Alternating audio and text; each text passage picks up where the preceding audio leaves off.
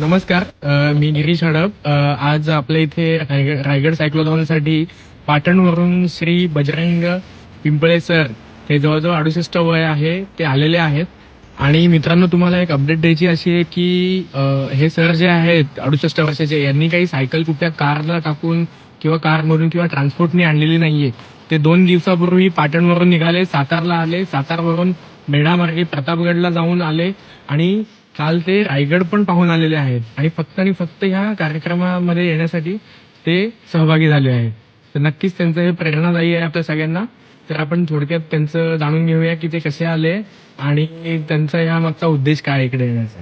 उद्देश असा होता की आपल्याला फिरायचं बी होतं आणि म्हटलं कोण जोडीला बी नसल्यामुळं 2 दिवस अगोदर निघावं म्हणून मी सातारवरून सकाळी 9 वाजता निघालो.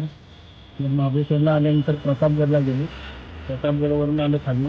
परत म्हणलं आता रायगड बघावं. रायगड माझा बघितला नव्हता कधी, म्हणून मी काल रायगड करून आलो. आणि माझा हा उद्देश होता की आपल्याला आवड आहे स्पर्धेची, आवड असल्यामुळं मी स्पर्धेत भाग घेतला. मी नेहमी 50 किलोमीटरचं माझे राईड होतं. मी सराव करण्यामुळं मला आवड, पहिल्यापासून सायकलची आवड आहे जास्त, त्यामुळं मी हा सराव करतो आणि स्पर्धेत भाग घेतो.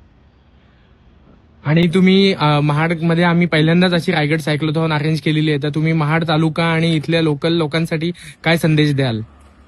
असा संदेश देईन मी की सायकलिंग ही शरीरासाठी चांगली आहे आणि सायकलिंग करणं योग्य आहे, दुसरा पर्याय नाही. आजकाल माणूस आळशी बनत चाललंय.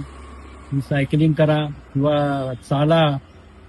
आधी फार आळशी माणसं बनलेत सगळीच, आणि आपल्या मुलांना सुद्धा माणसं सायकलिंग किंवा रनिंगला ह्याला कोण पाठवतच नाही. त्यामुळे माझी म्हणणं आहे की सायकलिंग तरी करा, नाही तर तुम्ही व्यायाम तरी करा, रनिंग राईट.